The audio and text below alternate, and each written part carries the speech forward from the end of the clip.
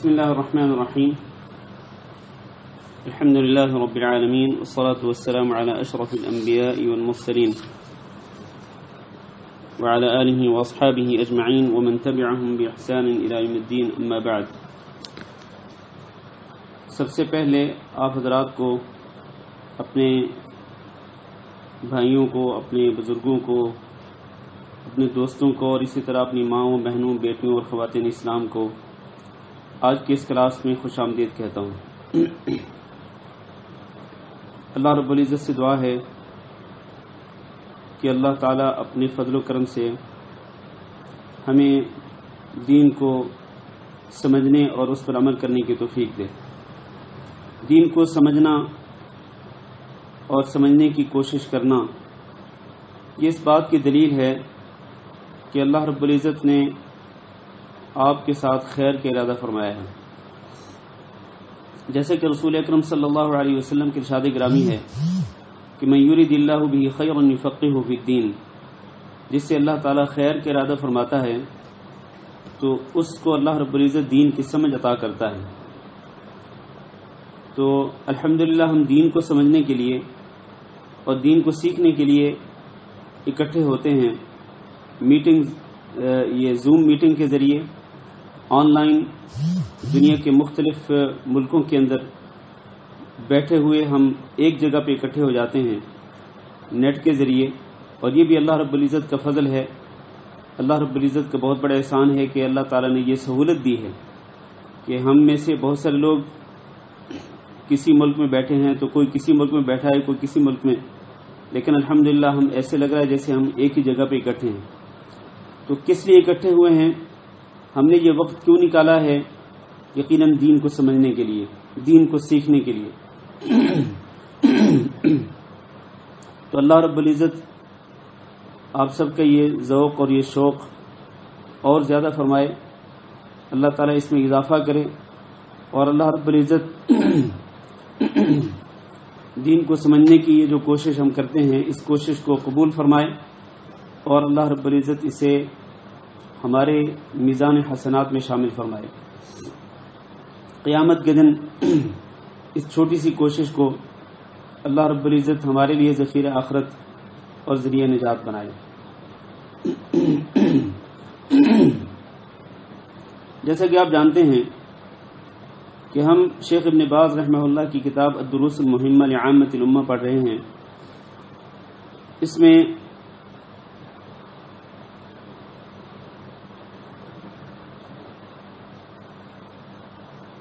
میں ہم لوگ کئی اسباب پہلے پڑھ چکے ہیں.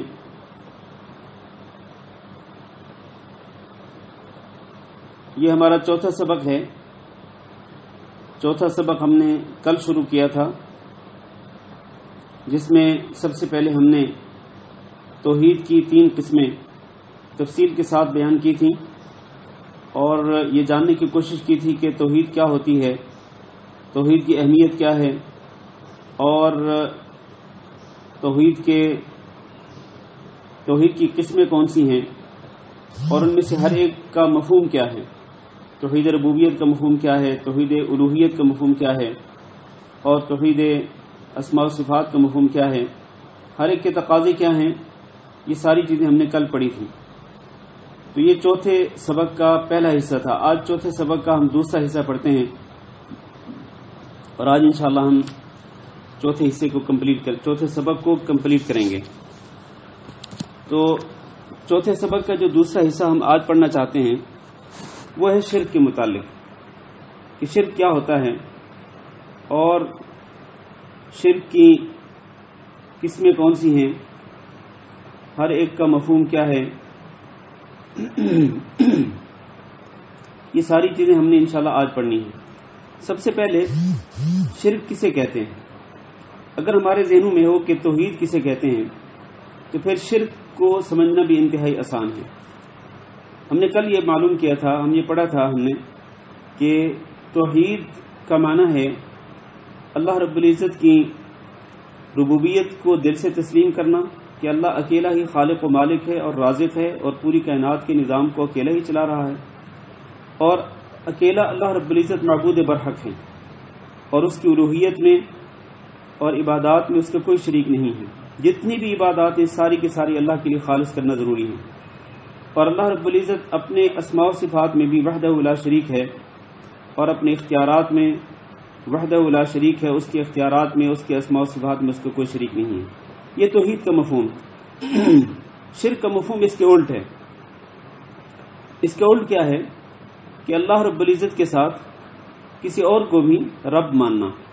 مثال کے طور پر کسی اور کے بارے میں نظریہ ہو کہ اللہ کے سوا کوئی اور خالق ہے یا مالک ہے، یا اللہ کے سوا کوئی اور رزاق ہے، رزق دینے والا ہے، کسی اور کے پاس رزق دینے کا اختیار ہے، کسی اور کے پاس اولاد دینے کا اختیار ہے، کوئی اور حاجتیں پوری کر سکتا ہے، کوئی اور مشکلیں ٹال سکتا ہے. اللہ کے سوا کسی اور کو رب ماننا یا رب کے اختیارات کسی میں تسلیم کرنا. اسی طرح عبادات میں سے کوئی ایک عبادت اللہ کے لیے خالص کرنے کی بجائے غیر اللہ کے لیے کرنا، یہ بھی شرک ہے. مثال کے طور پر دعا مانگنا ایک عبادت ہے. دعا اللہ سے ہی مانگنی چاہیے، یہ توحید ہے. اور اگر دعا اللہ کو چھوڑ کر کسی اور سے مانگی جائے گی تو یہ شرک ہے. اسی طرح استغاثہ کرنا، استغاثے سے مراد مشکل وقت میں کسی کو مدد کے لیے پکارنا، یہ ایک عبادت ہے اور یہ اللہ سے ہی ہونی چاہیے. استغاثہ صرف اللہ سے ہونا چاہیے، جیسا کہ اللہ تعالیٰ نے قرآن مجید میں فرمایا اذ تستغیثون ربکم. وہ وقت یاد کرو جب تم اپنے رب کو مشکل وقت میں پکار رہے تھے مدد کے لیے. اور یہ جنگ بدر کے موقع پہ یہ آیات نازل ہوئی تھی. تو اس سے ثابت ہوتا ہے کہ استغاثہ صرف اللہ تعالیٰ سے ہونا چاہیے، یعنی مشکل وقت میں مدد کے لیے صرف اللہ تعالیٰ کو پکارنا چاہیے. جیسے کہ نبی کریم صلی اللہ علیہ وسلم نے اور آپ کے صحابہ کرام نے جنگ بدر میں بڑے مشکل حالات کے اندر اللہ رب العزت سے استغاثہ کیا تھا اور اللہ تعالیٰ نے پھر مدد بھی کی تھی. فرشتوں کو نازل کیا تھا اللہ تعالیٰ نے، اور فرشتوں کے ذریعے اللہ تعالیٰ نے نصرت کی تھی کمزور مسلمانوں کی، اور کافروں کو اللہ رب العزت نے شکست سے بلکہ بدترین شکست سے دوچار کیا تھا. تو اگر کوئی شخص اللہ کے ساتھ استغاثہ کو چھوڑ کر کسی اور سے استغاثہ کرے، مشکل وقت میں کسی اور کو مدد کے لیے پکارے، تو یہ یقیناً شرک ہے. نظر اور نیاز ماننا یہ اللہ تعالیٰ کی ایک عبادت ہے، یہ اللہ تعالیٰ کے لیے ہی ہونی چاہیے. نظر مانے تو اللہ کے لیے مانے، اللہ کو راضی کرنے کی خاطر مانے. نیاز ہو تو اللہ کے نام کی ہو. لیکن اگر کوئی شخص نظر و نیاز غیر اللہ کے نام کی مانے تو یہ شرک ہے. اسی طرح سے خوف کھانا، اللہ تعالیٰ سے ہی خوف کھانا چاہیے. اگر کوئی شخص کسی اور سے خوف کھاتا ہے کہ اگر میں اس کی ڈیمانڈ کو پورا نہیں کروں گا، اس کی فرمائش کو پورا نہیں کروں گا تو ہو سکتا ہے میرے اوپر مصیبت آ جائے، ہو سکتا ہے میرا گھر اجڑ جائے، ہو سکتا ہے میرا کاروبار برباد ہو جائے. اس طرح کا خوف کسی سے کھانا، یہ خوف صرف اللہ تعالیٰ سے ہونا چاہیے، کیونکہ اللہ کے حکم کے بغیر کوئی نقصان نہیں ہو سکتا ہے. لیکن غیر اللہ کا خوف اگر انسان کھائے تو یہ شرک ہے. اسی طرح توکل اللہ پہ ہونا چاہیے. اللہ رب العزت کی ذات گرامی پر ہی بھروسہ ہونا چاہیے کہ اللہ تعالیٰ ہی سب کچھ عطا کر سکتا ہے اور سب کچھ دینے کے اختیار رکھتا ہے اور ساری امیدیں پوری کرنے کے اختیار رکھتا ہے، ساری حاجتیں پوری کرنے کے اختیار رکھتا ہے. اللہ ہی ساری مشکلیں ٹال سکتا ہے. تو توکل صرف اللہ پہ ہونا چاہیے. لیکن اگر کوئی شخص اللہ کو چھوڑ کر کسی اور پہ توکل کر لے، کسی غیر اللہ پہ توکل کر لے، کسی مزار والے، کسی دربار والے، کسی پیر و مرشد پہ توکل کر لے کہ یہاں سے مجھے ملے گا، یہاں سے میری امیدیں پوری ہوں گی، یہاں سے حاجتیں پوری ہوں گی، یہاں سے مشکلیں ٹلیں گی، تو غیر اللہ پہ توکل کرنا کیا ہے؟ یہ شرک ہے. الغرض یہ ہے کہ کسی بھی عبادت کو اللہ کے سوا کسی اور کے لیے کرنا یہ شرک ہے، بلکہ یہ شرک اکبر ہے، جیسا کہ ہم تھوڑی دیر بعد بیان کرتے ہیں. اسی طرح شرک کا ایک مفہوم یہ بھی ہے کہ اللہ رب العزت کے اسماء و صفات میں کسی کو شریک بنانا، یہ بھی شرک ہے. جیسے کہ اللہ رب العزت کی ایک صفت ہے قدیر، کہ اللہ تعالیٰ ہر چیز پہ قدرت رکھتا ہے. ان اللہ علی کل شیء قدیر. اب یہ جو اختیار ہے یہ اللہ تعالیٰ کے پاس ہے صرف، کہ اللہ ہی ہر چیز پہ قدرت رکھتا ہے. اگر یہ اختیار کسی اور کے پاس مانا جائے کہ فلاں پیر یا فلاں بزرگ یا فلاں امام یا فلاں عالم یا فلاں طاقت بھی اس کے پاس بھی یہ ہر چیز پر قدرت حاصل ہے، وہ بھی ہر چیز پر قدرت رکھتا ہے، تو یہ اختیار گویا کہ جو اللہ رب العزت کا تھا، آپ نے کسی غیر اللہ کو دیکھ کر آپ نے شرک کیا۔ اللہ رب العزت کے اسماء و صفات کو غیر اللہ کے ساتھ، مخلوق کے ساتھ مشابہت تشبیہ دینا، اللہ تعالیٰ کے اسماء و صفات کو غیر اللہ کے ساتھ تشبیہ دینا، یہ بھی شرک ہے۔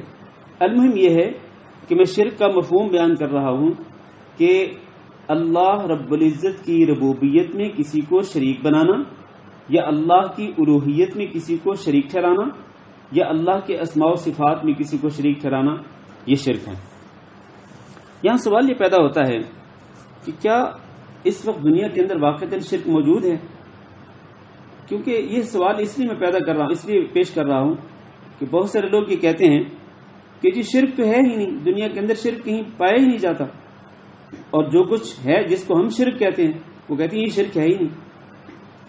میرے بھائیوں اور میری ماؤں اور بہنوں، شرک اس دنیا میں موجود ہے، اور نبی کریم صلی اللہ علیہ وسلم نے پیشین گوئی فرمائی تھی کہ اس امت کے اندر شرک ہوگا، جیسا کہ نبی کریم صلی اللہ علیہ وسلم کے ایک ارشاد گرامی ہے کہ لا تقوم الساعة حتى يلحق قبائل امتی بالمشرکین وحتى تعبد قبائل من امتی الاوثان، قیامت قائم نہیں ہوگی یہاں تک کہ میری امت کے کئی قبائل مشرکین سے جا ملیں گے، یعنی مشرکین سے مل کر وہ بھی اسی طرح سے شرک کریں گے جس طرح مشرک کریں گے، میری امت کے کئی قبائل، وحتى تعبد قبائل من امت الاوثان، اور قیامت قائم نہیں ہوگی یہاں تک کہ میری امت کے بہت سارے قبائل بتوں کی پوجا کرنا شروع کر دیں گے۔ تو یہ نبی صلی اللہ علیہ وسلم کا فرمان ہے، اور آپ صلی اللہ علیہ وسلم کی پیشین گوئی ہے، اور آپ صلی اللہ علیہ وسلم کی پیشین گوئی بالکل ہو بہو حرف بحرف ثابت ہوئی ہے۔ جیسا کہ ہم نے پہلے بھی کہا تھا کہ جب آپ شہادتین میں اقرار کرتے ہیں نا، اشہد ان لا الہ الا اللہ و اشہد ان محمد رسول اللہ، تو محمد رسول اللہ صلی اللہ علیہ وسلم کی جو گواہی ہے یہ صحیح نہیں ہوگی، اور اس پر ایمان تب تک مکمل نہیں ہوگا جب تک آپ رسول اکرم صلی اللہ علیہ وسلم کی تمام باتوں کی تصدیق نہیں کریں گے۔ تو نبی صلی اللہ علیہ وسلم نے کئی پیشین گوئیاں فرمائیں، کئی چیزوں کے بارے میں بتلایا کہ میری امت میں یہ چیزیں ہوں گی، جیسے کہ اس حدیث میں ہے کہ میری امت کے بہت سارے قبائل بتوں کی پوجا شروع کر دیں گے، میری امت کے کئی قبائل مشرکین سے جا ملیں گے۔ تو یہ ہم اس پیشین گوئی میں نبی صلی اللہ علیہ وسلم کی تصدیق کرتے ہیں، اور ہم یہ مانتے ہیں کہ نبی صلی اللہ علیہ وسلم نے ہو بہو بالکل حرف بحرف صحیح فرمایا، اور امت کے اندر شرک موجود ہے۔ اسی طرح ایک اور حدیث میں ہے لا تقوم الساعة حتى تضرب الیات نساء دوس على ذی الخلصة، قیامت قائم نہیں ہوگی یہاں تک کہ دوس قبیلے کی عورتیں جو ہیں وہ ذی الخلصة نامی بت پہ جا کے بیٹھیں گی اور وہاں پہ جا کے شرک کریں گی۔ ذی الخلصة نامی ایک بت تھا، اس دور کے اندر اس کی پوجا کی جاتی تھی، تو نبی صلی اللہ علیہ وسلم نے فرمایا، جاہلیت کے دور میں اس کی پوجا کی جاتی تھی، تو آپ صلی اللہ علیہ وسلم نے فرمایا کہ میرے یہ قیامت قائم نہیں ہوگی یہاں تک کہ دوس قبیلے کی عورتیں اس ذی الخلصة نامی بت پہ جائیں گی اور وہاں جا کے غیر اللہ کی پوجا کریں گی، اللہ کے سوا غیر اللہ کے سامنے اپنے آپ کو چکائیں گی اور غیر اللہ سے مانگیں گی اور غیر اللہ کو حاجت روا اور مشکل کشا سمجھیں گی۔ اس حدیث میں بھی نبی صلی اللہ علیہ وسلم نے پیشین گوئی فرمائی، اور ہم آپ صلی اللہ علیہ وسلم کی پیشین گوئی میں آپ کی تصدیق کرتے ہیں۔ اسی طرح ایک اور حدیث ہے لَتَتَّبِعُنَّ سَنَنَ مَنْ كَانَ قَبْلَكُمْ شِبْرًا بِشِبْرٍ وَذِرَاعًا بِذِرَاعٍ، تم ضرور بالضرور اپنے سے پہلے لوگوں کے طریقوں پہ چلو گے۔ کیسے چلو گے؟ اپنے سے پہلی امتوں کے طریقوں پر بالکل ہو بہو ایسے جیسا کہ ایک بالشت دوسری بالشت کے برابر ہوتی ہے اور ایک ہاتھ دوسرے ہاتھ کے برابر ہوتا ہے، بالکل اسی طرح سے تم بھی اپنے سے پہلی امتوں کے طریقوں پہ چلو گے۔ اب دیکھیں، ہم سے پہلی جو امتیں ہیں ان کے کئی طریقے تھے، ان طریقوں میں سے ایک طریقہ وہ شرک بھی کرتے تھے، جیسے کہ نبی صلی اللہ علیہ وسلم نے فرمایا لعن اللہ الیہود والنصارى اتخذوا قبور انبیائهم مساجد، کہ اللہ تعالیٰ کی لعنت ہو یہود و نصارہ پر کہ انہوں نے اپنے انبیاء کی قبروں کو سجدگاہ بنا لیا تھا۔ انبیاء کی قبروں کو سجدگاہ بنایا یہود و نصارہ نے، تو اللہ کے رسول صلی اللہ علیہ وسلم نے ان کی لعنت بھیجی۔ اور اس امت میں کیا اس امت کے لوگ صلحاء کی، صالحین کی اور اولیاء اللہ کی حتیٰ کہ انبیاء کی قبروں کو سجدہ گاہ نہیں بنایا ہوا لوگوں نے، اس امت کے لوگوں نے۔ میرے بھائیوں، بعض انبیاء کی قبروں کو بھی سجدہ گاہ بنایا گیا ہے۔ آپ جا کے دیکھیں ترکی کے اندر جہاں حضرت ایوب علیہ السلام کی قبر ہے، وہاں مزار بنایا گیا ترکی میں، اور اس مزار پہ لوگ جاتے ہیں، جا کے شرک کرتے ہیں، جا کے وہاں پر سجدہ کرتے ہیں، وہاں رکوع کرتے ہیں، اور وہاں حضرت ایوب علیہ السلام سے مدد کی دعا کرتے ہیں۔ تو یہ شرک ہے، یہ یعنی اس امت کے لوگوں نے انبیاء کی قبروں کو سجدہ گاہ بنا رکھا ہے، اور انبیاء ہی نہیں بلکہ انبیاء سے کم تر بہت سارے بزرگان دین کے قبروں کو سجدہ گاہ بنا رکھا ہے۔ آپ دیکھ لیں پاکستان میں، ہندوستان میں اور کئی اسلامی ملکوں کے اندر بہت سارے لوگوں کی قبروں کو سجدہ گاہ بنایا گیا ہے، اور صرف صالحین، اولیاء یا بزرگان دین ہی کی قبروں کا نہیں، بلکہ اللہ تعالیٰ معاف فرمائے پتہ نہیں لوگوں نے کن کن قبروں کو سجدہ گاہ بنا رکھا ہے۔ میں بات نہیں کرنا چاہتا، لیکن بڑے دکھ اور افسوس سے کہنا پڑتا ہے کہ کئی جگہوں پہ لوگوں نے قوالیاں گانے والوں کی قبروں کو سجدہ گاہ بنا رکھا ہے۔ قوالیاں گانے والے، جو لوگ اپنی پوری زندگی کے اندر قوالیاں گاتے رہے، جی ہاں، قوالیاں گا گا کے انہوں نے شرک کو پھیلایا، شرک کی نشر و اشاعت کی، شرک کو انہوں نے پروموٹ کیا۔ شرک کو پروموٹ کرنے والے جو لوگ ہیں، آج ان کی قبروں پہ دربار اور مزار بنائے ہوئے ہیں، لوگ وہاں جا کے سجدہ کرتے ہیں۔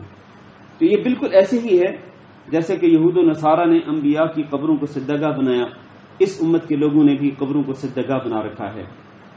یہ جتنی بھی میں نے دلیلیں پیش کی ہیں، ان تمام کی تمام دلیلوں سے، تمام کے تمام دلائل سے ثابت ہوتا ہے کہ اس امت میں شرک ہے، شرک ہو رہا ہے۔ شرک سے انکار کرنا بالکل ایسے ہے جیسے کہ سورج بالکل سر کے اوپر ہو اور اپنی پوری آب و تاب کے ساتھ چمک دمک رہا ہو، پوری دنیا کو روشنی پھیلا رہا ہو، اور کوئی بندہ یہ کہے کہ نہیں جی سورج نظر نہیں آ رہا، کوئی بندہ یہ کہے جی نہیں جی اندھیرا ہے، روشنی نہیں ہے، روشنی کو اندھیرا کہنا بالکل ایسے ہی ہے جیسے کہ ایک شخص یہ کہے کہ شرک نہیں ہو رہا۔ شرک ہو رہا ہے۔ شرک کا انکار کرنا جو ہے یہ بالکل درست نہیں ہے، حقائق کے بالکل خلاف ہے۔ یہ زمینی حقائق اس کے خلاف ہیں۔ زمینی حقائق یہ بتاتے ہیں کہ زمین کے اندر شرک ہو رہا ہے۔ اچھا جی، پھر ہمیں کیا کرنا چاہیے؟ شرک ہو رہا ہے تو ہمیں میرے بھائیوں شرک سے ڈرنا چاہیے۔ ہمیں اپنے بارے میں بھی اور اپنے بیوی بچوں کے بارے میں بھی شرک سے ڈرنا چاہیے کہ کہیں ایسا نہ ہو کہ ہم شرک کے اندر واقع ہو جائیں۔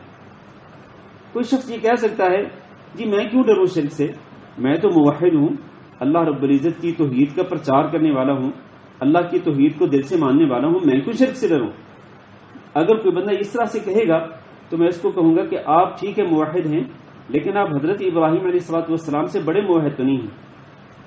حضرت ابراہیم علیہ السلام رئیس الموحدین تھے۔ انہوں نے اپنے باپ کو یہ کہا تھا، وَإِذْ قَالَ إِبْرَاهِيمُ لِأَبِيهِ آزَرَ أَتَتَّخِذُ أَصْنَامًا آلِهَةً، اپنے باپ کو کہا تھا کہ تم بت بناتے ہو اور بتوں کو تم پوجتے ہو، بتوں کی پوجا کرتے ہو۔ تو ابراہیم علیہ السلام باوجود اس کے کہ وہ موحد تھے، توحید کا مشن لے کے آئے تھے اور توحید کا پرچار کرتے تھے، توحید کی دعوت دیتے تھے، اس کے باوجود وہ اللہ تعالیٰ سے کیا دعا کرتے تھے؟ اللہ تعالیٰ سے دعا کرتے ہوئے کہتے تھے وَاجْنُبْنِي وَبَنِيَّ أَن نَعْبُدَ الْأَصْنَامَ، اے میرے رب مجھے اور میری اولاد کو بتوں کی پوجا سے بچائے رکھنا۔ رب انہن اضللن کثیرا من الناس، اے میرے رب ان بتوں نے بہت سارے لوگوں کو گمراہ کر دیا۔ تو ابراہیم علیہ السلام اپنی ذات کے بارے میں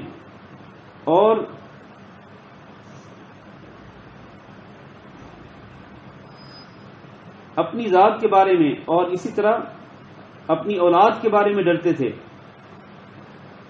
کہ کہیں وہ شرک میں واقع نہ ہو جائیں، اس لیے وہ اللہ تعالیٰ سے دعا کرتے تھے کہ اللہ ہمیں، حضرت ابراہیم علیہ السلام دعا کرتے تھے کہ اللہ مجھے بھی اور میری اولاد کو بھی شرک سے بچائے رکھنا۔ تو اگر حضرت ابراہیم علیہ السلام ڈرتے تھے تو ہم کس بات کی مولی ہیں کہ ہم شرک سے نہ ڈریں اپنے بارے میں اور اپنے اہل و عیال کے بارے میں؟ اس لیے ہمیں بھی شرک سے ڈرنا چاہیے اور اللہ تعالیٰ سے دعا کرتے رہنا چاہیے کہ اللہ ہمیں ہمیشہ اس زندگی کے دنیا کے اندر اس زندگی کے آخری دم تک، آخری سانس تک، اے اللہ ہمیں اپنی توحید پہ قائم رکھنا، اور اے اللہ ہمیں شرک سے بچائے رکھنا، اور شرک کی غلاظتوں سے اللہ ہمیں پاک رکھنا. یہ دعا ہمیشہ کرتے رہنا چاہیے. اور ایک دعا نبی صلی اللہ علیہ وسلم نے سکھائی تھی، وہ دعا آپ سب کو یاد ہونی چاہیے. اللہم انی اعوذ بک ان اشرک بک وانا اعلم واستغفرک لما لا اعلم. اے اللہ میں تیری پناہ چاہتا ہوں کہ میں تیرے ساتھ شرک کروں جان بوجھ کر، واستغفرک لما لا اعلم، اور اے اللہ اگر میں لاشعوری طور پر، لا علمی میں اگر میں شرک کر لوں تو یا اللہ میں تجھ سے معافی مانگتا ہوں، اللہ مجھے معاف کر دینا. تو یہ دعا ہر بندے کو پڑھنی چاہیے، اور انشاءاللہ اس درس کے آخر میں اس دعا کا دوبارہ سے تذکرہ کریں گے.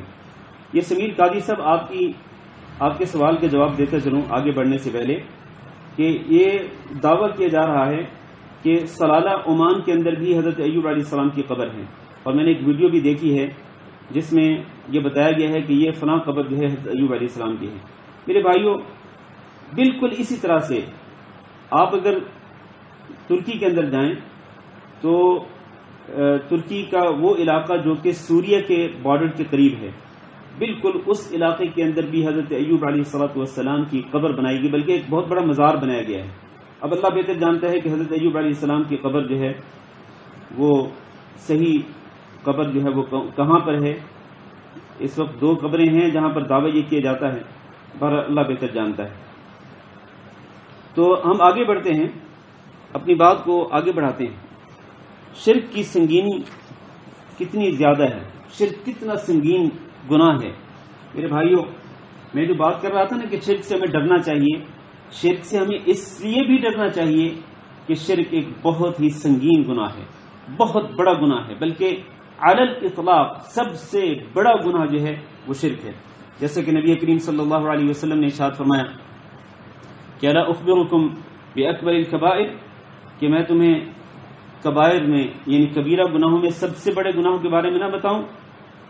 تو نبی صلی اللہ علیہ وسلم، صحابہ کرام نے کہا جی بالکل ضرور بتائیے. تو آپ صلی اللہ علیہ وسلم نے فرمایا الاشراک باللہ وعقوق الوالدین، سب سے بڑا گناہ، بڑے گناہوں میں سب سے بڑا گناہ جو ہے وہ اللہ کے ساتھ شریک ٹھہرانا ہے، اللہ کے ساتھ شریک ٹھہرانا ہے، اور اس کے بعد پھر والدین کی نافرمانی کرنا ہے. اور اسی طرح رسول اکرم صلی اللہ علیہ وسلم نے فرمایا تھا کہ اجتنبوا السبع الموبقات، کہ 7 مہلک گناہوں سے بچو، مہلک ہلاک کرنے والے، برباد کرنے والے گناہوں سے بچو. تو ان 7 مہلک گناہوں کے اندر نبی صلی اللہ علیہ وسلم نے سب سے پہلا گناہ کون سا ذکر کیا؟ الشرک باللہ. سب سے پہلا گناہ نبی صلی اللہ علیہ وسلم نے اللہ کے ساتھ شرک کرنا ذکر فرمایا، کہ اللہ کے ساتھ شرک کرنا یہ سب سے بڑا گناہ ہے، اور مہلک گناہوں میں سب سے زیادہ تباہ کن گناہ ہے. تو شرک سے اس لیے بھی ڈرنا چاہیے کہ شرک جو ہے یہ ایسا گناہ ہے کہ جو ناقابل معافی ہے. بالکل شرک، اگر کوئی شخص شرک کرتا ہو اور شرک پر اس کی موت آ جائے تو قیامت کے دن ہو ہی نہیں سکتا کہ اس کی مغفرت ہو ہی نہیں سکتا کہ اس کی بخشش ہو. اس کا جرم ناقابل معافی جرم ہے. اللہ تعالیٰ نے قرآن مجید کے اندر بالکل دو ٹوک انداز میں فرمایا ان اللہ لا یغفر ان یشرک بہ ویغفر ما دون ذلک لمن یشاء. اللہ تعالیٰ اس بات کو معاف نہیں کرے گا کہ اس کے ساتھ شرک کیا جائے. ویغفر ما دون ذلک، ہاں شرک سے کم جو گناہ ہے اللہ تعالیٰ اس کو جس کو چاہے گا معاف کر دے گا. تو یہ بالکل واضح اعلان ہے اللہ تعالیٰ کی طرف سے کہ شرک ایسا گناہ ہے جو بالکل ناقابل معافی ہے.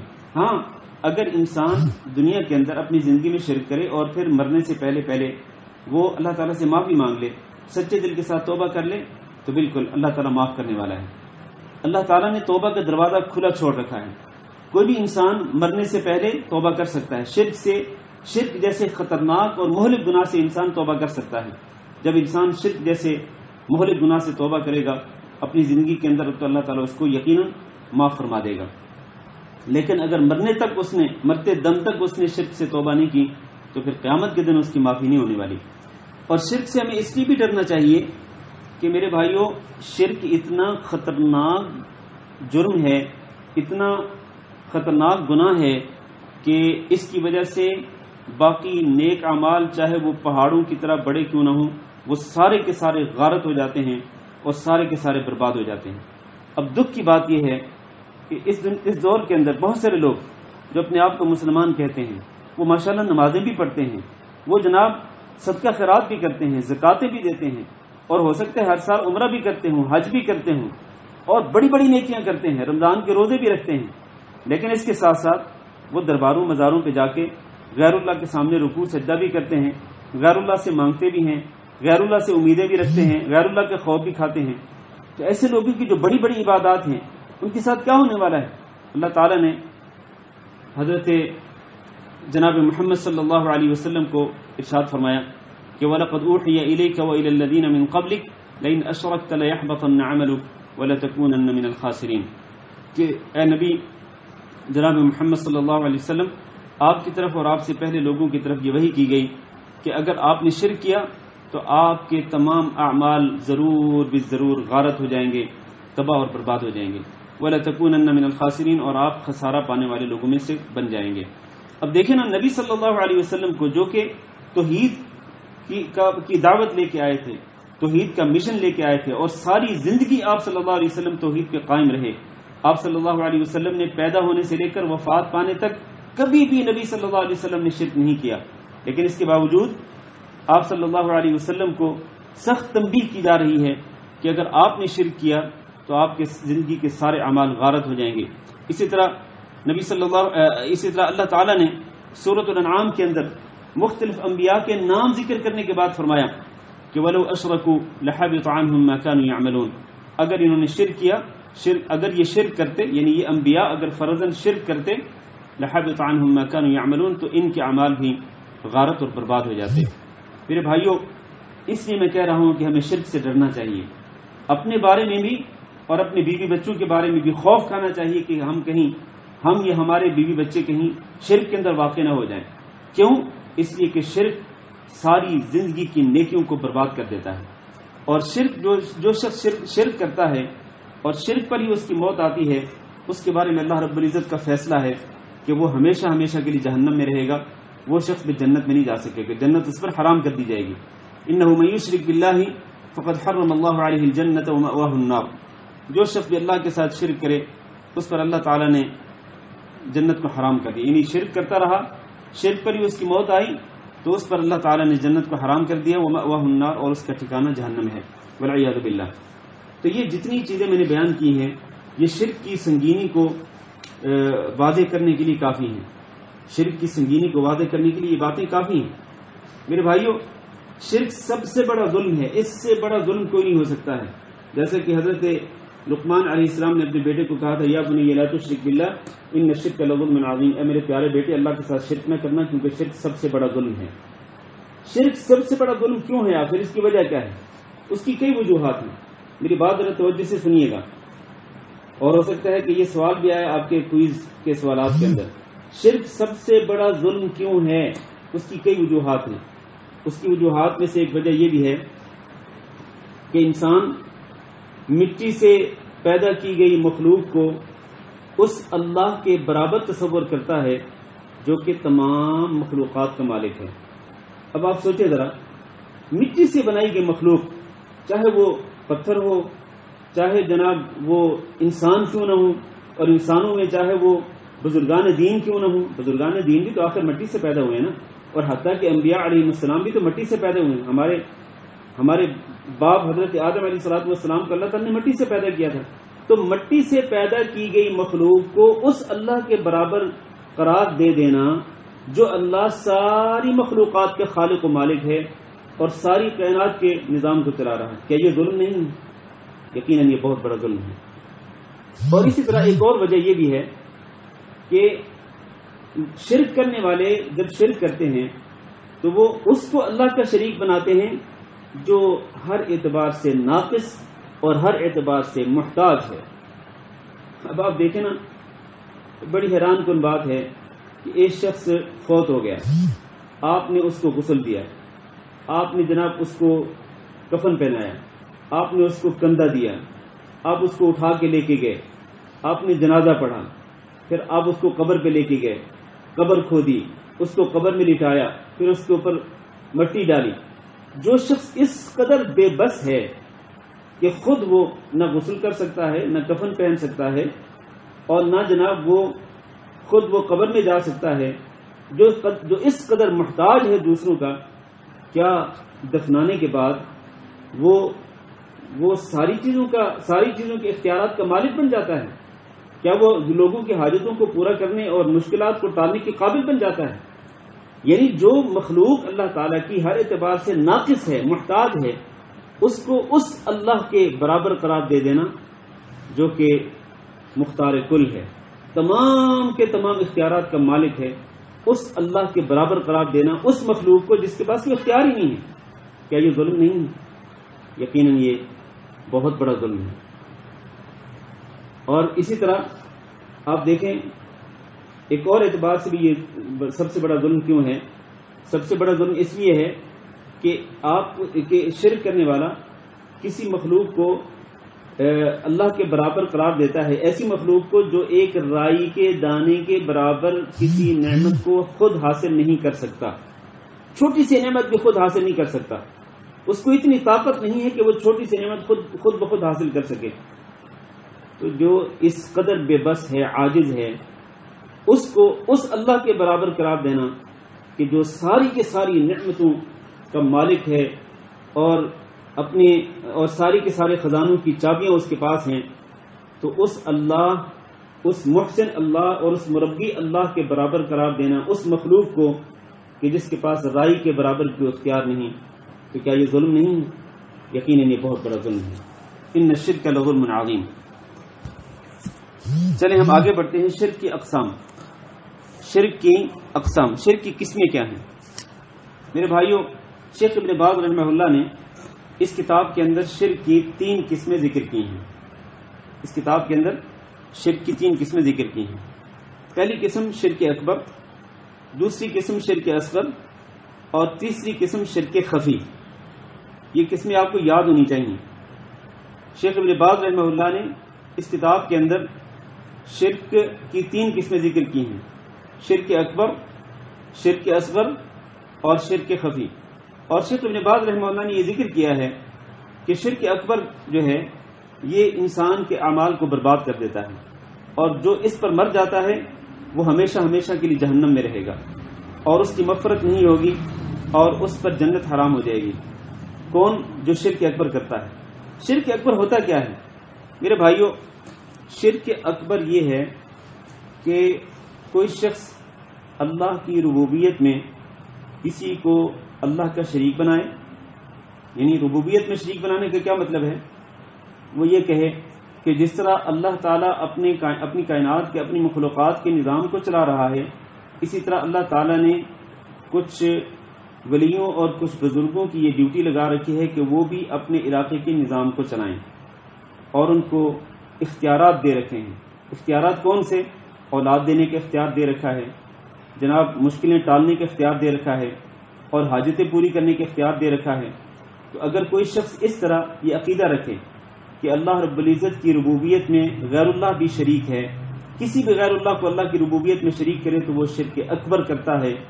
اور اسی طرح کوئی شخص اللہ کی عبادات میں سے کوئی عبادت اللہ کے لیے خالص کرنے کی بجائے اگر وہ غیر اللہ کے لیے کرتا ہے، مثال کے طور پر جس طرح میں پہلے بھی مثالیں دے چکا ہوں کہ وہ غیر اللہ سے دعا مانگے، غیر اللہ سے استغاثہ کرے، غیر اللہ سے استعانت کرے، اور غیر اللہ سے امیدیں رکھے، غیر اللہ کو حاجت روا مشکل کشا سمجھے، غیر اللہ کو بگڑی بنانے والا سمجھے، غیر اللہ کو غوث سمجھے، تو جو شخص بھی کوئی عبادت اللہ کے لیے خاص کرنے کی بجائے غیر اللہ کے لیے کرے گا تو وہ شرک اکبر کا ارتکاب کرے گا۔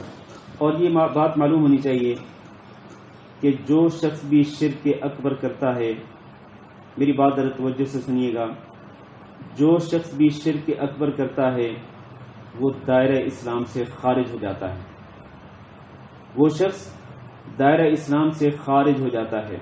شرک اکبر جو ہے یہ مخرج عن الملہ ہے، ملت اسلامیہ سے خارج کرنے والا ہے۔ اور جو شخص شرک اکبر پر مر جاتا ہے، جیسے کہ میں پہلے بیان کر چکا ہوں، شرک اکبر پر مر جاتا ہے اور مرنے سے پہلے وہ توبہ نہیں کرتا، وہ شخص یقینی طور پر ہمیشہ ہمیشہ کے لیے جہنم میں رہے گا، اللہ اس کی مغفرت نہیں فرمائیں گے اور اللہ تعالیٰ اس کے لیے جنت کو حرام کر دیں گے والعیاذ باللہ۔ آئیے ذرا شرک اکبر کی کچھ مزید تفصیل بیان کر دیں۔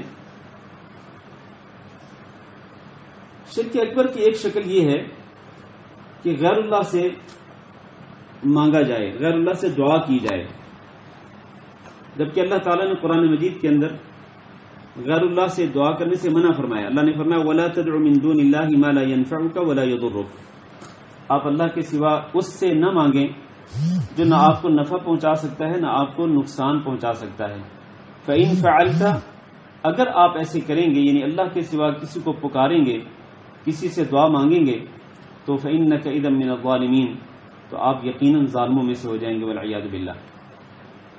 پھر اللہ تعالیٰ نے ایک حقیقت بیان فرما دی کہ وَإِن يَمْسَسْكَ اللَّهُ بِضُرٍّ فَلَا كَاشِفَ لَهُ إِلَّا هُوَ، اگر اللہ تعالیٰ آپ کو نقصان پہنچانا چاہے تو اس نقصان کو اللہ ہی دور کر سکتا ہے، اس نقصان سے اللہ ہی بچا سکتا ہے، اللہ کے سوا کوئی نہیں بچا سکتا۔ وَإِن يُرِدْكَ بِخَيْرٍ فَلَا رَادَّ لِفَضْلِهِ، اور اگر آپ کو اللہ تعالیٰ خیر پہنچانا چاہے، آپ کے ساتھ خیر کا بھلائی کا ارادہ کر لیں، تو پھر اس خیر و بھلائی کو کوئی روک نہیں سکتا۔ ما يفتح اللہ للناس من رحمت فلا ممسک لها، اللہ تعالیٰ جس کے سامنے رحمت کے دروازے کھولنا چاہے تو کوئی اس رحمت کے دروازے کو بند نہیں کر سکتا۔ وما يمسک فلا مرسل له من بعده، اور جو اللہ تعالیٰ جس دروازے کو بند کرنا چاہے تو پھر کوئی اس دروازے کو کھول نہیں سکتا۔ تو اللہ کے سوا کسی کو پکارنا جو ہے یہ شرک اکبر ہے۔ اسی لیے اللہ تعالیٰ نے قرآن مجید میں فرمایا والذین تدعون من دونه ما یملکون من قطمیر، اللہ کے سوا جن کو تم پکارتے ہو ان کے پاس تو کسی ضرورت کو پورا کرنے کا اختیار یا مشکل کو ٹالنے کا اختیار تو دور کی بات ہے، وہ تو اتنا بھی اختیار نہیں رکھتے۔ ما یملکون من قطمیر، کہ کھجور کے اوپر جو ایک کھجور کی گٹھلی کے اوپر جو چھلکا ہوتا ہے وہ تو اس چھلکے کے بھی مالک نہیں ہیں، چھلکے کے بھی مالک نہیں ہیں، چاہے جائے کہ وہ آپ کی حاجتوں کو پورا کریں، چاہے جائے کہ وہ آپ کی مشکلات کو دور کریں۔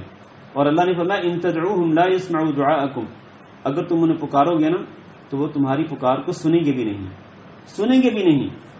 ولو سمعوا ما استجابوا لکم، اور اگر وہ سن بھی لیں تو کبھی تمہیں جواب نہیں دے سکتے ہیں۔ ویوم القیامت یکفرون بشرککم، اور یہ جو تم پکارتے ہو نا ان کو اور یہ شرک کرتے ہو، قیامت کے دن یہی جن کو تم شریک بناتے ہو قیامت کے دن تمہارے شرک کا انکار کر دیں گے۔ تو اس آیت سے بھی یہی معلوم ہوتا ہے کہ غیر اللہ سے دعا مانگنا یا دعا کرنا، غیر اللہ کے سامنے ہاتھ پھیلانا، غیر اللہ کو مدد کے لیے پکارنا شرک اکبر ہے۔ اسی طرح اس کی ایک اور صورت یہ ہے کہ غیر اللہ سے ایسی عقیدت اور محبت رکھی جائے جیسی عقیدت اور محبت صرف اللہ تعالیٰ سے ہونی چاہیے۔ اللہ تعالیٰ نے قرآن مجید میں فرمایا وَمِنَ النَّاسِ مَن يَتَّخِذُ مِن دُونِ اللَّهِ أَندَادًا، لوگوں میں سے بعض لوگ ایسے ہیں جنہوں نے اللہ کے سوا شریک بنا رکھے ہیں۔ پھر ان سے کیسی ان کی محبت ہوتی ہے، عقیدت ہوتی ہے، يُحِبُّونَهُمْ كَحُبِّ اللَّهِ، وہ ان سے ایسی محبت رکھتے ہیں جیسی محبت اصل میں اللہ تعالیٰ سے ہونی چاہیے۔ تو وہ لوگ ویسی محبت اللہ تعالیٰ سے رکھنے کی بجائے اپنے شریکوں کے ساتھ رکھتے ہیں۔ آج آپ دیکھ لیں، بڑے دکھ اور افسوس سے کہنا پڑتا ہے کہ جو لوگ اللہ کے ساتھ شرک کرتے ہیں تو جناب آپ دیکھیں ان کی عقیدت کا عالم کیا ہے۔ جن کو وہ شریک بناتے ہیں نا اللہ کے سوا، اللہ کے ساتھ، جن کو وہ کبھی داتا کہتے ہیں، کبھی غوث کہتے ہیں، تو کبھی کیا لقب دیتے ہیں، کبھی کیا لقب دیتے ہیں، تو آپ دیکھیں کہ ان کے جو ماننے والے ہیں ان کی عقیدت کا، ان سے محبت کا عالم کیا ہے۔ وہ اللہ معاف فرمائے، اللہ معاف کرے، وہ ان سے اللہ سے بھی زیادہ محبت کرتے ہیں، اللہ سے بھی زیادہ عقیدت رکھتے ہیں۔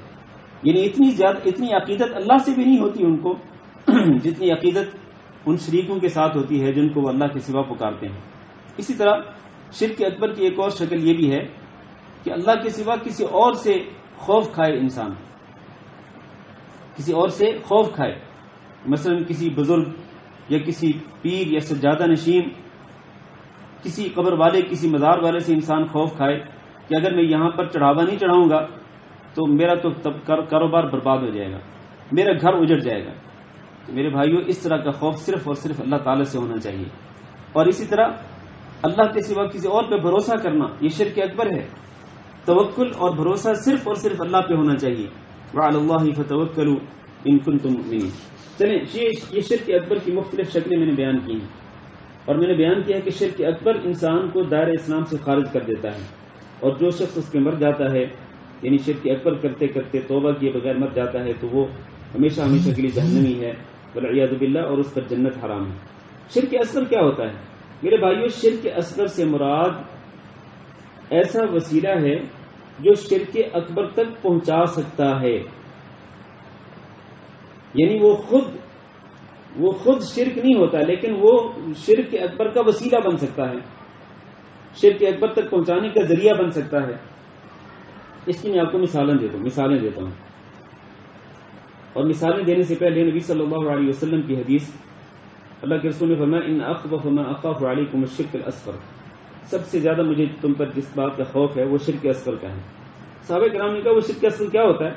اللہ کے رسول نے فرمایا شرک اصغر یہ ہے کہ تم ریاکاری کرو، دکھلاوا کرو.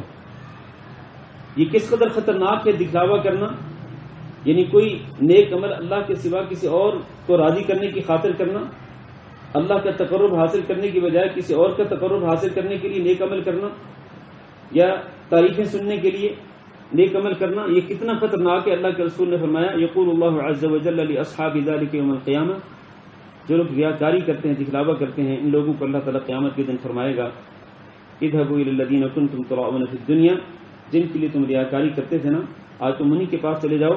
فانظروا هل تجدون عندهم جزاء، اور جا کے دیکھو کہ کیا تمہیں ان کے پاس کوئی بدلہ ملتا ہے. یقیناً ان کو ان کے پاس کوئی بدلہ نہیں ملے گا، تو ان کو اللہ تعالیٰ کے ہاں بھی کچھ نہیں ملے گا، اور جن کے لیے یہ ریاکاری کرتے تھے ان کے ہاں بھی ان کو کچھ نہیں ملے گا. تو یہ ریاکاری جو ہے یہ بہت ہی مہلک ہے. شرک اصغر کی کئی قسمیں ہیں.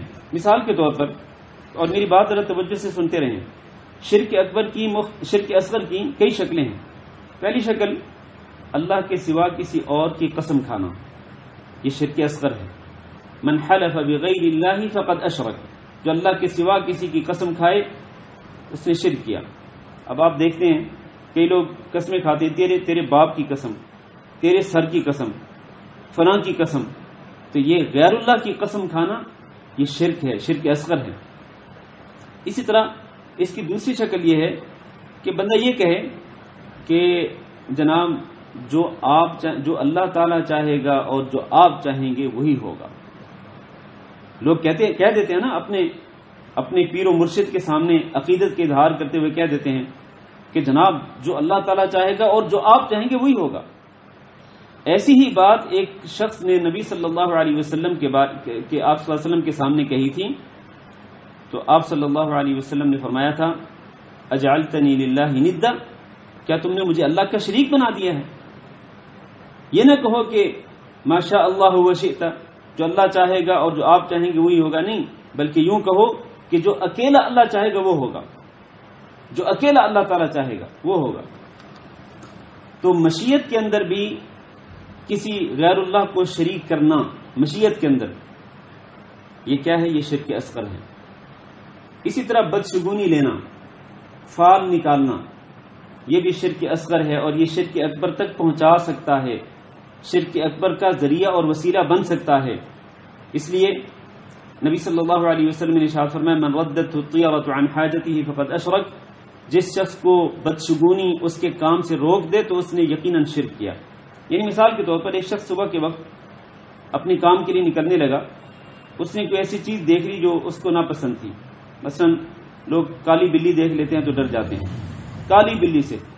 یعنی لوگوں کے ایمان کا آپ جائزہ لیں، حالت کیا ہے لوگوں کے ایمان کی کہ کالی بلی دیکھ کے ڈر جاتے ہیں.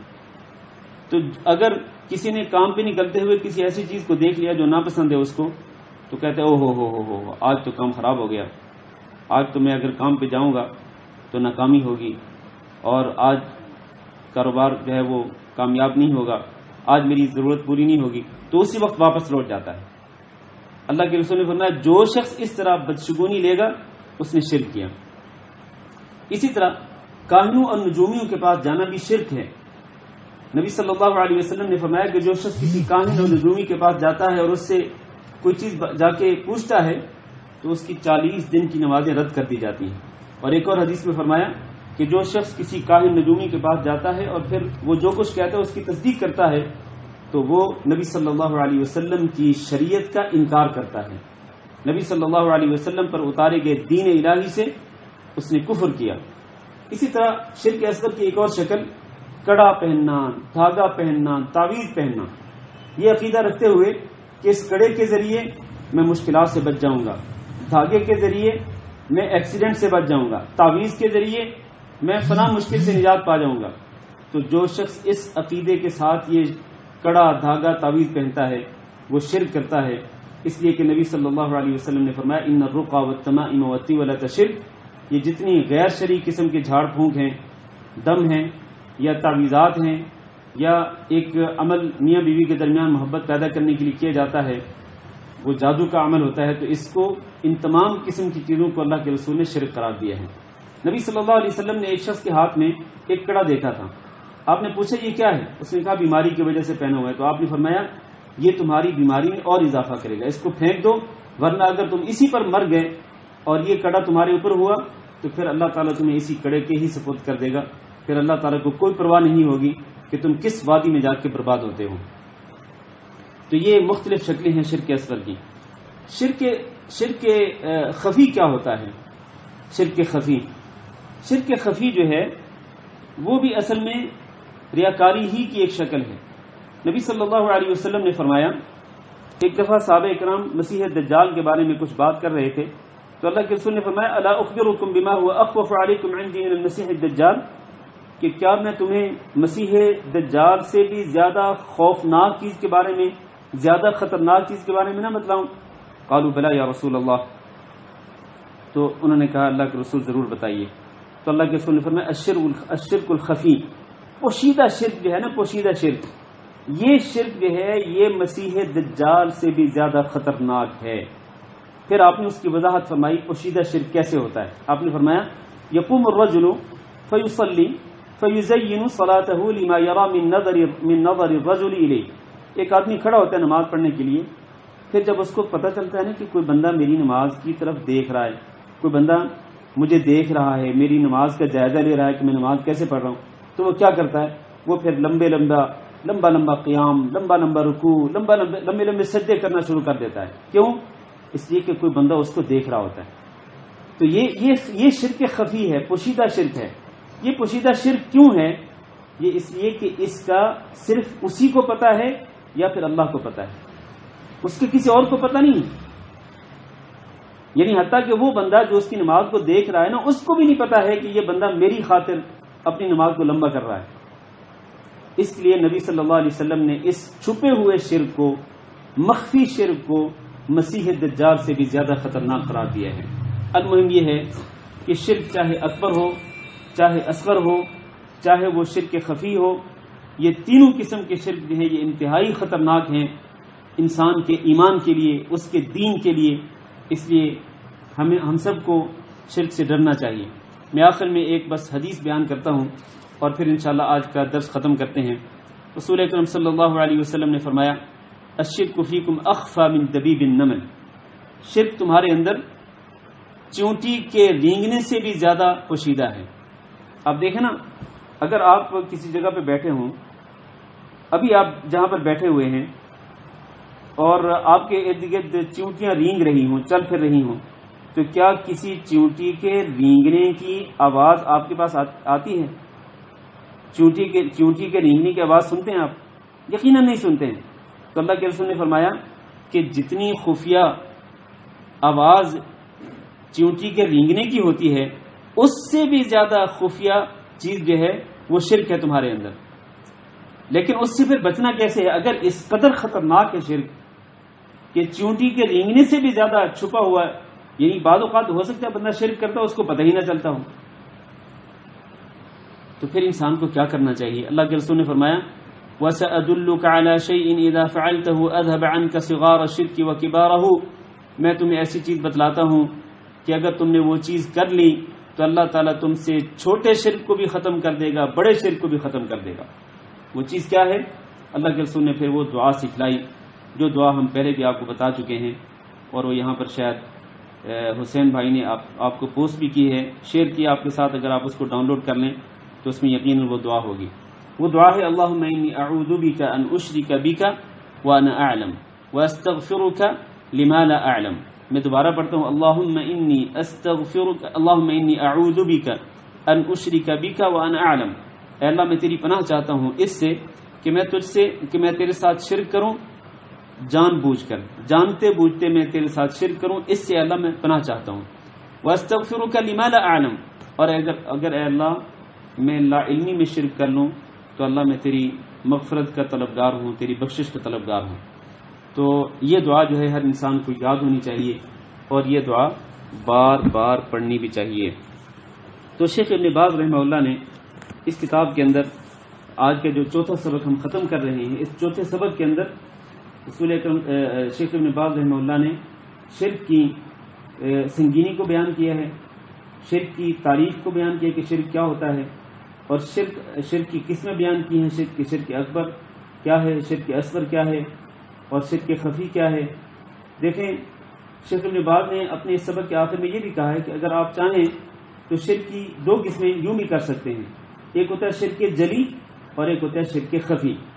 شرک جلی جو نمایاں ہوتا ہے، واضح طور پر نظر آتا ہے، اور شرک خفی وہ ہوتا ہے جو کہ چھپا ہوا ہوتا ہے، اور اس سے مراد ریاکاری ہے اور دکھلاوا کرنا ہے۔ تو دو قسمیں بھی کر سکتے ہیں، شرک جلی یا شرک خفی، یا پھر اگر آپ چاہیں تو شرک کی تین قسمیں بھی کر سکتے ہیں، شرک اکبر، شرک اصغر اور شرک خفی۔ اور اگر آپ چاہیں تو شرک کی دو قسمیں یوں بھی کر سکتے ہیں کہ شرک اکبر اور شرک اصغر، بس، کیونکہ شرک اصغر کے اندر شرک خفی بھی آ جاتا ہے، تو یوں بھی آپ دو قسمیں کر سکتے ہیں شرک کی۔ لیکن میں صرف یہ فرق بیان کرتا چلوں کہ شرک اکبر کی وجہ سے انسان دائرہ اسلام سے خارج ہو جاتا ہے، اور اگر اسی پر اس کی موت آتی ہے تو وہ ہمیشہ کے لیے جہنم میں رہے گا، جنت اس پر حرام ہو جائے گی، اس کی مغفرت نہیں کی جائے گی۔ اور اگر کوئی شخص شرک اصغر کرتا ہے تو شرک اصغر کی وجہ سے انسان دائرہ اسلام سے خارج نہیں ہوتا، جیسے کہ میں نے پہلے کہا نا کہ اگر کوئی بندہ غیر اللہ کی قسم کھائے یہ شرک اصغر ہے، لیکن اس سے شرک اصغر سے انسان دائرہ اسلام سے خارج نہیں ہوتا، ٹھیک ہے، اور نہ ہی شرک اصغر کی وجہ سے انسان ہمیشہ کے لیے جہنم میں رہے گا۔ یہ بہت بڑا گناہ تو ہے، کبیرہ گناہ ہے، لیکن اس کی وجہ سے انسان ہمیشہ جہنم میں نہیں رہے گا۔ تو یہ فرق ہے شرک اکبر اور شرک اصغر میں۔ اللہ تعالیٰ سے دعا ہے کہ اللہ ہم سب کو شرک سے اور شرک کی غلطیوں سے، شرک کی ناپاکی سے ہم سب کو محفوظ رکھے۔ اللہ تعالیٰ ہم سب کو توحید پر قائم رہنے کی توفیق دے۔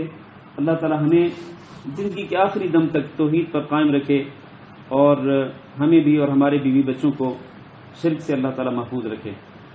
یہ عثمان مسعود صاحب نے لکھا ہے کہ السلام علیکم حافظ صاحب، پاکستان میں کچھ مسجد میں قبریں ہیں جن کو لوگ سجدہ کر کے اندر جاتے ہیں، اور کچھ مسجد میں نماز پڑھنے کی جگہ قبر ہے، ہاں قبر کی وجہ سے بنی ہوئی ہے۔ ہاں جی، دیکھیں اگر تو اس طرح ہو کہ پہلے قبر تھی اور بعد میں اس پر مسجد بنائی گئی تو ایسی مسجد میں نماز پڑھنا جائز ہی نہیں ہے۔ بات سمجھیں، اگر پہلے قبر ہو، کسی شخص کی پہلے سے قبر وہاں پر موجود ہو، کسی بھی جگہ پہ قبر پہلے سے موجود ہو، اور پھر اسی قبر کی وجہ سے وہاں پر مسجد بنا دی جائے، تو اس مسجد کے اندر نماز پڑھنا قطعاً جائز نہیں ہے۔ لیکن اگر مسجد پہلے ہو قبر بعد میں بنائی جائے، مسجد پہلے ہو قبر بعد میں بنائی جائے، تو پھر یہ دیکھا جائے گا کہ قبر کہاں پر ہے۔ اگر تو قبر قبلے کی طرف ہے تو پھر وہاں پر نماز پڑھنا جائز نہیں ہے، اور اگر قبر نمازیوں کے پیچھے کی طرف ہے تو وہاں پر نماز پڑھنا جائز ہے۔ واللہ اعلم۔ اچھا جی، کیا اگر تراویح پڑھ لیں اور وتر بھی پڑھ لیں پھر تہجد پڑھنے کے ٹائم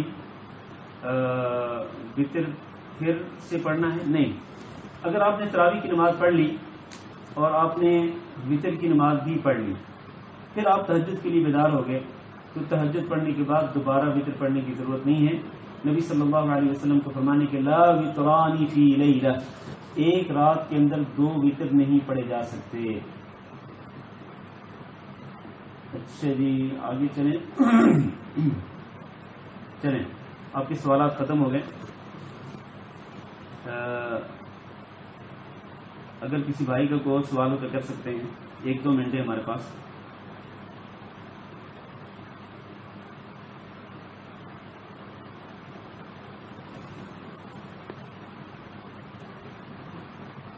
جب میں کہتا ہوں نا جی سوال کریں تو پھر کسی کو کوئی سوال نہیں آتا, اور جب میں نہیں کہتا تو پھر ماشاءاللہ سوال پر سوال آنا شروع ہو جاتے ہیں.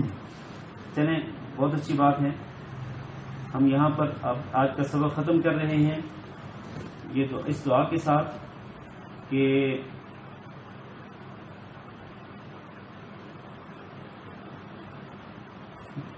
یہ ریاض خان صاحب پوچھ رہے ہیں کہ انٹرسٹ کو انکم ٹیکس میں ایڈجسٹ کر سکتے ہیں. نہیں کر سکتے ہیں. انکم ٹیکس آپ کو جو ملک کے قانون کے مطابق دینا ہے وہ آپ اپنی اماؤنٹ سے دیں گے. یہ نہیں کہ آپ سود کا پیسہ اپنے پاس سنبھال کے رکھیں اور پھر سود کا پیسہ جو ہے وہ انکم ٹیکس میں دے دیں. یہ بالکل جائز نہیں ہے, بالکل جائز نہیں ہے. کیا یہ ضروری ہے کہ وتر کو لاسٹ میں پڑھنا ہے تہجد کے بعد؟ جی اگر آپ کو پتہ ہے کہ آپ نے تہجد کے لیے اٹھنا ہے تو پھر وتر بعد میں پڑھنا چاہیے, کیونکہ نبی صلی اللہ علیہ وسلم کا فرمان ہے کہ اجعلوا آخر صلاتکم باللیل وطرا, اجعلوا آخر صلاتکم باللیل وطرا, کہ تم رات کی آخری نماز کس کو بناؤ؟ وتر کو بناؤ. تو وتر آخری نماز ہونی چاہیے. اگر آپ کو پتہ ہے کہ آپ نے تہجد کے لیے اٹھنا ہے, آپ کو یقین ہے, تو پھر آپ وتر آخر میں پڑھیں. ہاں البتہ یہ ہے کہ اگر آپ نماز تراویح جماعت کے ساتھ پڑھ رہے ہیں اور نماز وتر بھی جماعت کے ساتھ مل رہی تو پھر آپ نماز تراویح کے ساتھ نماز وتر بھی جماعت کے ساتھ ہی پڑھ لیں. جماعت کے ساتھ نماز وتر پڑھنا افضل ہے. اور اس کے بعد اگر آپ تہجد کے لیے اٹھتے ہیں تو ٹھیک ہے, کوئی بات نہیں, آپ تہجد پڑھیں, لیکن اس تہجد کے بعد پھر آپ کو دوبارہ وتر پڑھنے کی ضرورت نہیں ہے. یہ جی پی فنڈ کا انٹرسٹ ہو یا جیسا بھی انٹرسٹ ہو, انٹرسٹ تو انٹرسٹ ہی ہے نا, وہ تو حرام ہے نا میرے بھائی. تو حرام کو ملک کے قانون کے مطابق جو انکم ٹیکس لیا جاتا ہے اس میں حرام پیسہ نہیں لگایا جا سکتا. اب کوئی شخص یہ کہہ سکتا ہے نا جی کہ جی دیکھیں جی ہم کیا کریں, حکومت ہم پہ ظلم کرتی ہے اور حکومت ہم سے ناجائز ٹیکس لیتی ہے, تو ہم کیوں نہ ناجائز ٹیکس جو ہے وہ پھر ناجائز پیسے سے ہی دے دیں. بھائی یہ جو ظلم ہوتا ہے نا, ایک ظلم دوسرے ظلم کو جائز نہیں کر سکتا. بات سمجھیں, ایک ظلم جو ہے وہ دوسرے ظلم کو جائز نہیں کر سکتا. یعنی اگر ایک طرف سے ظلم ہو رہا ہو تو دوسری طرف سے آپ بھی ظلم کرنا شروع کر دیں. اگر ایک طرف سے حرام کام ہو رہا ہو تو آپ دوسری طرف سے آپ بھی حرام کام کرنا شروع کر دیں. نہیں, قطعاً جائز نہیں ہے. اگر آپ حرام سے بچتے ہیں, دوسری سائڈ سے آپ پر ظلم کیا جاتا ہے اور آپ ظلم سے بچتے ہیں, تو پھر دوسری سائڈ گناہگار ہوگی اور آپ محفوظ ہوں گے, آپ کو گناہ نہیں ہوگا. لہذا آپ اپنے آپ کو سیف رکھیں, اپنے آپ کو ظلم سے بچائیں, حرام سے بچائیں. اور باقی آپ پر اگر ظلم ہوتا ہے, ناجائز قسم کے ٹیکس آپ سے وصول کیے جاتے ہیں, تو اس کا بدلہ اللہ تعالی ظالم حکمرانوں سے لے گا, آپ کو اس کا کوئی گناہ نہیں ہوگا. واللہ اعلم وصلی اللہ وسلم علی نبینا محمد وعلی آلہ واصحابہ اجمعین. اللہ تعالیٰ سے دعا کرتے ہیں, ہمارے یہاں افطاری کا وقت ہے اور آپ بھی ماشاءاللہ روزے کی حالت میں ہیں. روزے کی حالت میں اللہ تعالیٰ روزے دار کی دعا کو قبول کرتا ہے, خصوصاً افطاری کے وقت اللہ رب العزت کی بارگاہ میں دعا کرتے ہیں کہ اللہ ہم سب کے لیے آسانیاں فرما, اللہ ہم سب کی مشکلات کو دور فرما. اللہ اس وقت جو وبا پھیلی ہوئی ہے کرونا وائرس کی شکل میں, جس کی وجہ سے دنیا بھر کے مسلمان اور دنیا بھر کے انسان پریشان ہیں, یا اللہ اس وبا سے ہم سب کو جلد از جلد نجات دے. اے اللہ اپنے خصوصی فضل و کرم کے ساتھ اس وبا کو ختم فرما دے. اللہ تو ہر چیز پہ قدرت رکھتا ہے, انک علی کل شیء قدیر. اللہ تو کن کہے تو جس کام کا تو کن کہے, جس کام کے بارے میں کن کہے وہ کام اسی وقت ہو جاتا ہے. اللہ تجھے کوئی طاقت عاجز کرنے والی نہیں ہے. اللہ آسمانوں میں اور زمین میں تجھے کوئی چیز بے بس کرنے والی نہیں ہے. اللہ تو ہر چیز پہ قدرت رکھتا ہے. اللہ اپنی قدرت کاملہ کے ساتھ اس وبا کو جلد از جلد ختم کر دے, اور اللہ مسلمانوں کو اس سے نجات دے. اللہ ہم سب کو اس سے اپنے حفظ و امان میں رکھ, اپنی پناہ میں رکھ. اور اللہ جو لوگ اس میں پریشان ہیں, اس کی وجہ سے اس بیماری میں مبتلا ہیں, اس وبا میں مبتلا ہیں, اللہ ان سب کو شفا کاملہ نصیب فرما. اور اے اللہ جو لوگ محفوظ ہیں انہیں اپنے حفظ و امان میں رکھ, اور اے اللہ ہمیں دنیا اور آخرت کی تمام خیر و بھلائیاں نصیب فرما، اور اے اللہ ہم سب کو ہر قسم کے شر اور ہر قسم کے فتنے سے اپنی پناہ میں رکھ۔ وصلی اللہ وسلم علی نبینا محمد وعلی آلہ واصحابہ اجمعین۔ والسلام علیکم ورحمۃ اللہ وبرکاتہ۔